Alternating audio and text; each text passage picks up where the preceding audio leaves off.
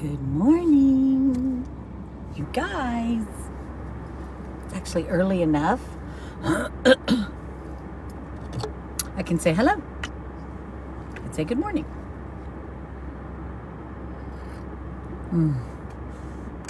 Coffee. Oh, it's freezing in Kansas. It's 21 degrees. It's 21 degrees in Kansas. And just a couple of days ago, it was 67. So, go figure. Weirdness. Oh, you guys.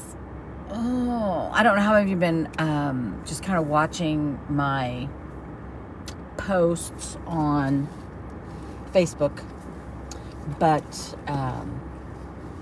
some big things are about to happen. And I say that because I just anticipate them. I don't know for a fact. I mean, I don't have any kind of crystal ball that would tell me, hey, some really big things are going to happen. I don't have that. But I'm excited. And it's going to mean some change, but it's not bad change. It's good change, right? So for those of you who do not know, I have about 1 week left of work on the job where I'm at right now. And it's funny because just a few days ago, I saw a memory about the day that I started. So it's just kind of interesting that, kind of come full circle. Kind of come full circle. So,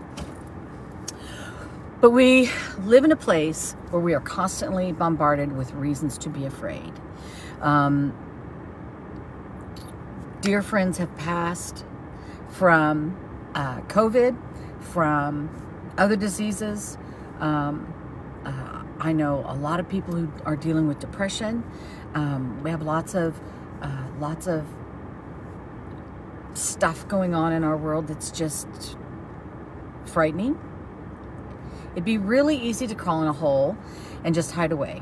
At my age, I am 56. I don't feel 56. I should feel better than I did when I was in my 30s. But I'm 56 years old, and I am still working on finding God's calling in my life. And maybe you're in the same boat.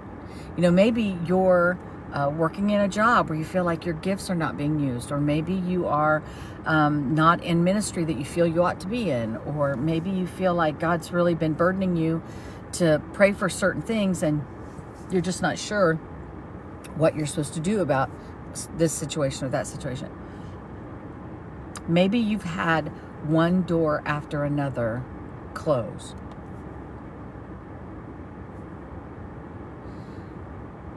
That doesn't mean there aren't other doors.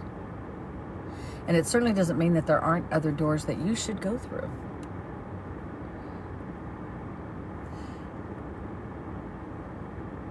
I found a video of me from a couple, 3 years ago. And I basically was saying the same thing I'm saying now.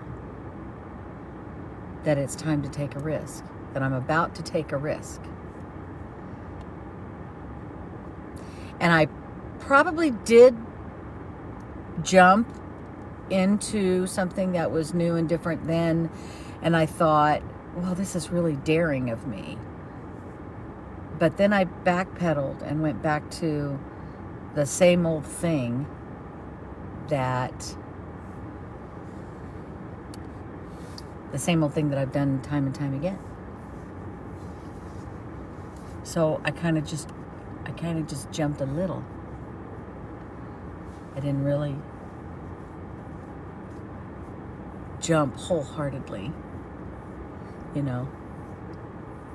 It's like having the parachute. It's like having the parachute and being at the door of the plane and you're ready to jump and all you do is stick your foot out the door. You don't really jump. You just stick your foot out the door. And then you go back to the safety of sitting on the plane.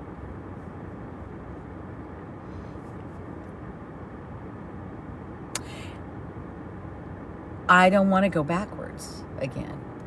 I want to keep pressing forward. And I've said this dozens of times to my kids.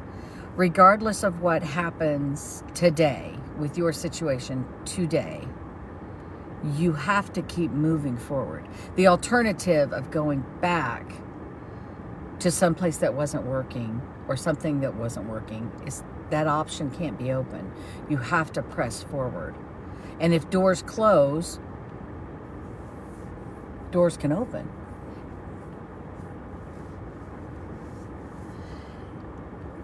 So I'm getting ready to jump into something that I've never done before. And I tell people it's because I haven't figured out what I want to do when I grow up yet.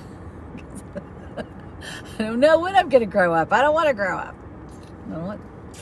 So I have these things that are coming up, and they're things that I haven't done before, and I'm going to do them anyway. I'm going to jump in and try and do them anyway. And I am going to try and do it without fear. I don't think what I'm feeling is fear. I think it's more like, excited about these new and different things. And I said to someone, I really felt like God was calling me to do this. And they had said, how do you know that it's God that's calling you to do it? So here's what it really boils down to. If God's calling me to do it, there's nothing that could stop it from being successful. And if God's not calling me to do it and doesn't want me doing it, there's nothing and no one that could force open the door that he wants closed. So, what do we have to fear? If God's on our side, whether that door opens or doesn't open, if I'm trusting him to walk through it. And so that's what I'm trying to encourage you to do. You just walk through.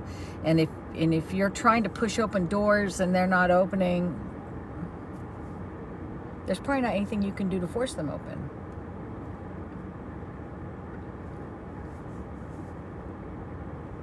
It's Friday. You know I love you.